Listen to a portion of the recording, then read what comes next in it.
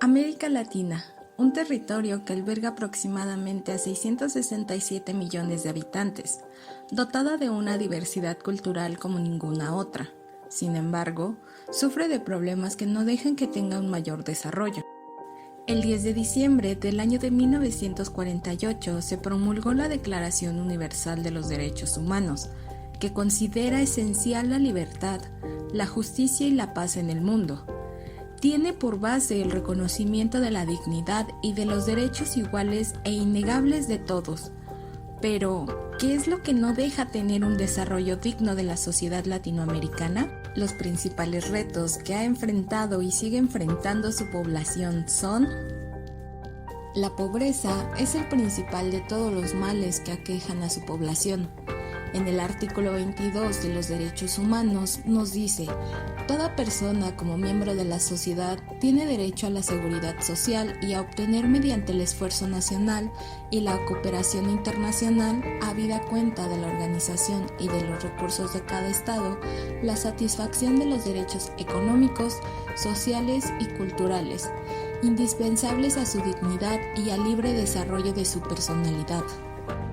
En América Latina, la mitad de su población no tiene el acceso a una calidad de vida digna, ante la pobreza en la que viven. Una exagerada polarización donde los ricos son cada vez más ricos y los pobres son más pobres, lo cual da pauta a un escenario socialmente deprimente.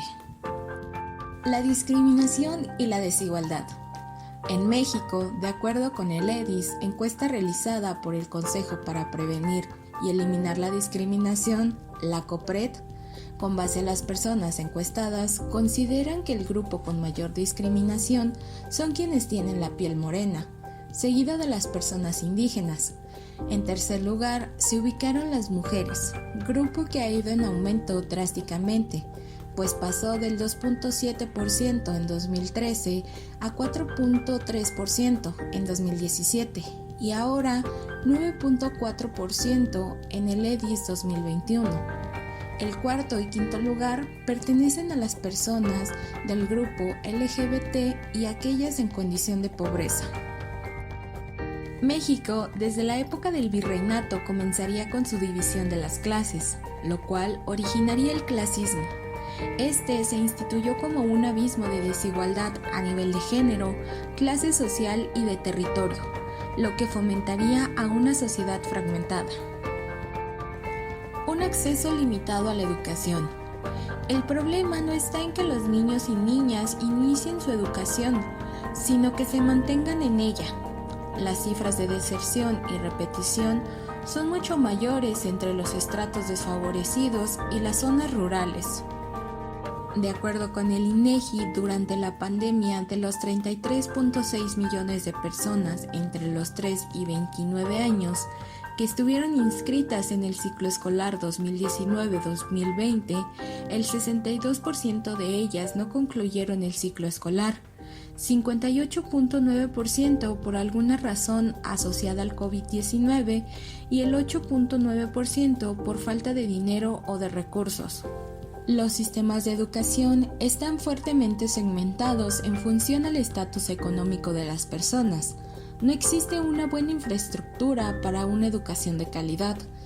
En México, José Vasconcelos fue uno de los pioneros en la educación, creando la Secretaría de Educación Pública. Este incentivaba a las brigadas de educación rural. La educación no es algo que se le deba negar a nadie, de acuerdo con el artículo 26 de los Derechos Humanos. La violencia de género. El feminicidio ha ido en aumento y se está convirtiendo en uno de los temas más hablados en los últimos años. En México, de acuerdo con el INEGI en 2021, ha dicho que el 20% de mujeres de 18 años o más reportó percepción de inseguridad en casa. En 2020, el 10.8% de los delitos cometidos en contra de las mujeres fue de tipo sexual. En el mismo año, el 23.2% de las defunciones por homicidio de mujeres ocurrieron en la vivienda. La corrupción e injusticia. Aquellos que deben de velar por la seguridad son los que más actos de injusticia cometen. Ante esto, la población ya no confía más en las instituciones de gobierno. En buena medida, la impunidad es generada y amparada por la corrupción de distintos agentes involucrados en el sistema judicial: policías, ministerios públicos o fiscales, jueces y responsables de las cárceles. Según algunas estimaciones, la llamada cifra negra, compuesta por los delitos efectivamente cometidos que no llegan al conocimiento de la autoridad, alcanza el 75% del total de los delitos cometidos en México. Es decir, de 3 a 4 delitos no se denuncian. Del 25% de los delitos que sí son denunciados, solamente se concluye la investigación ministerial en el 4.5%. El panorama en el que vive la sociedad latinoamericana no promete un desarrollo adecuado ante estas problemáticas que se han convertido en un círculo vicioso por parte de los gobiernos. Ya no es tiempo para seguir trayendo modelos que no favorecen al estilo de vida de sus países. Es momento de crear uno que sea adecuado a sus necesidades, además de tener una mejor coordinación y compromiso por el bienestar del pueblo. Se deben de implementar nuevos métodos educativos que no distingan la clase social, para poder desarrollar en las nuevas generaciones una mentalidad que ya no esté marcada por la discriminación. Si bien estas son propuestas que tomarán su tiempo, pero es momento de comenzar para crear una sociedad más unida. Necesitamos disminuir los índices de pobreza para asegurar una calidad de desarrollo digno y un nuevo sistema de protección social.